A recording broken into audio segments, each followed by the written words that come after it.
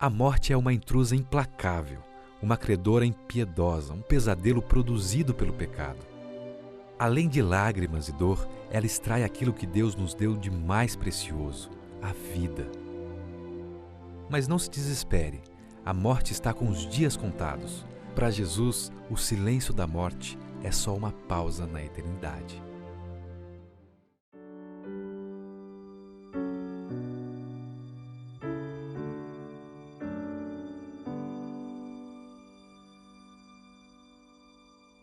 Na carta aos Romanos, capítulo 5, verso 12, o apóstolo Paulo diz: Portanto, assim como por um só homem entrou o pecado no mundo, e pelo pecado a morte, assim também a morte passou a todos os homens, porque todos pecaram. A mensagem é clara: todos somos pecadores, por isso todos caminhamos para a morte. Morte é uma palavra pesada, não é? Desagradável. Existem palavras que são assim, como por exemplo, vingança, assassinato, cárcere, ódio, de todas as palavras negativas, pesadas. A que de fato é a mais forte de todas é a palavra morte. A morte é uma intrusa. Nós não fomos criados para a morte, muito pelo contrário. De acordo com a palavra de Deus, nós somos criados para a vida. Nós somos criados para a imortalidade. Salomão diz que Deus pôs a eternidade no coração do homem. Por isso é que a gente gosta de viver, mesmo passando por dificuldades, por problemas inúmeros, mesmo sofrendo os reveses da vida, todos nós queremos viver. O normal, o natural é a gente desejar a vida. Sabe que morte é algo tão assim, tão estranho, a morte é tão indesejada que algumas pessoas chegam a ter medo dos mortos, receio dos mortos. Mas a gente não precisa ter medo deles, eles não fazem mal a ninguém, não é? A gente precisa ficar esperto é com os vivos, ou aí sim que a gente precisa cuidar. Mas os mortos, eles ficam quietinhos. De acordo com a Bíblia, a morte é um estado de completa inconsciência. Os mortos não sabem absolutamente de nada, eles não pensam em nada, eles não veem nada, eles não falam nada.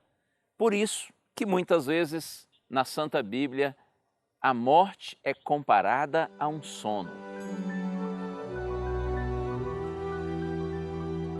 Preciso lhe informar que aqueles que já morreram, eles, de acordo com a Bíblia, não estão no inferno, no purgatório, no céu, em nenhum outro lugar. Os mortos, eles permanecem no mesmo lugar onde nós os deixamos. E você me dirá, mas como assim, pastor? Aqueles que morreram perdidos porque rejeitaram a graça de Deus, eles não estão no inferno, num lugar de tormento eterno, onde as chamas, elas nunca se apagam? Não. Preciso lhe dizer que não.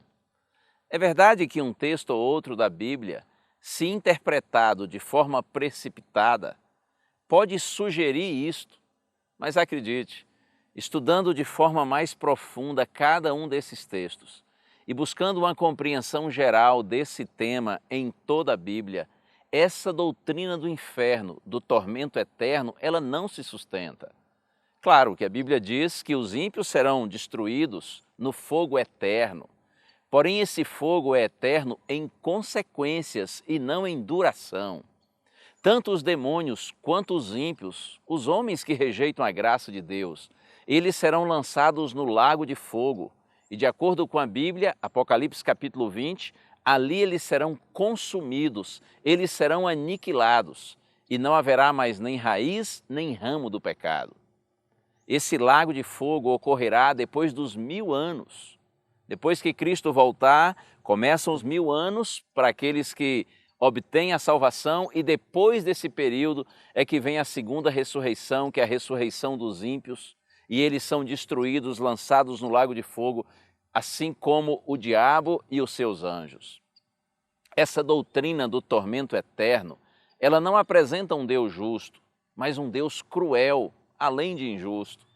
Outro aspecto importante é que a Bíblia só promete vida eterna para os salvos, que estarão eternamente ligados ao Senhor.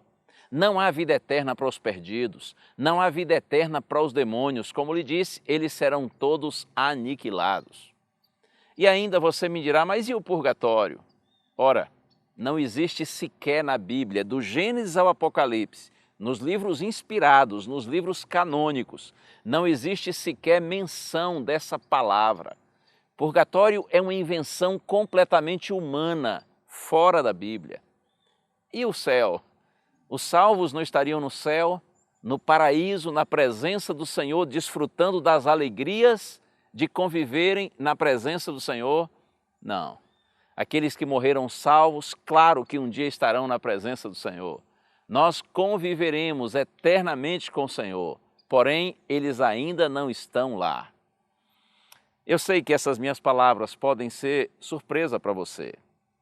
É possível que você esteja estranhando este ensino, mas eu posso lhe assegurar que isto é o que diz o Senhor. Sabe, não se ofenda, mas não importa o que a gente pensa, não importa o que nos ensinaram, o que de fato vale é o assim diz o Senhor. Jesus disse, é João 8,32, e conhecereis a verdade e a verdade vos libertará.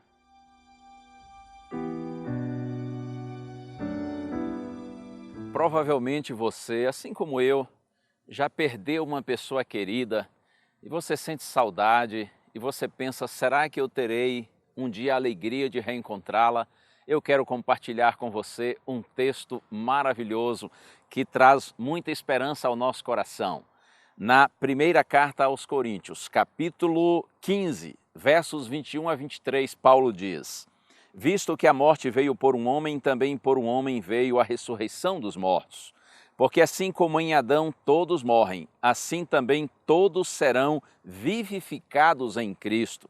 Cada um, porém, por sua própria ordem. Cristo as primícias, depois os que são de Cristo na sua vinda. É verdade que em Adão todos morrem, mas em Cristo todos podem ser vivificados.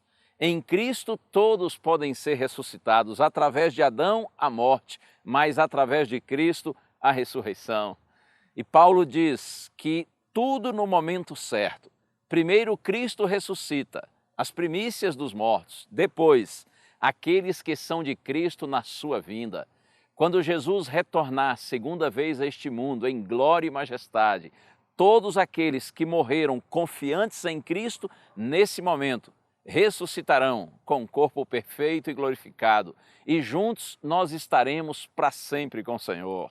E tem mais, vou seguir a leitura.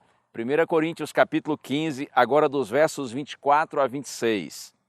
E então virá o fim, quando ele entregar o reino ao Deus e Pai, quando houver destruído todo o principado, bem como toda a potestade e poder, porque convém que ele reine, até que haja posto todos os inimigos debaixo dos pés.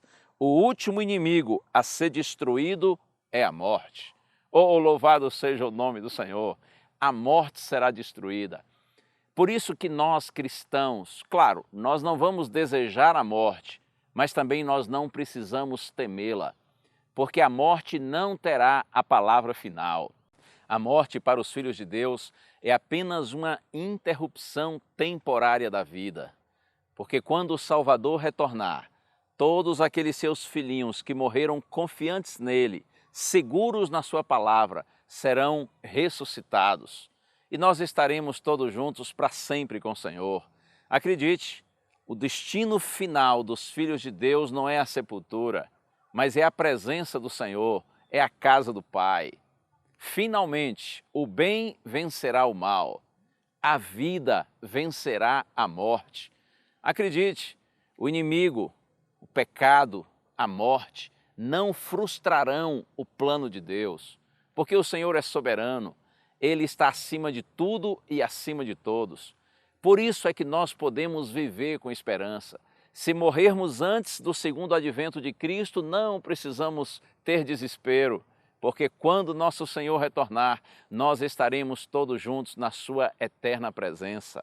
Paulo diz que nosso Salvador destruiu a morte e trouxe à luz a vida e a imortalidade. A graça do Senhor Jesus Cristo e o amor de Deus e a comunhão do Espírito Santo sejam com todos vós.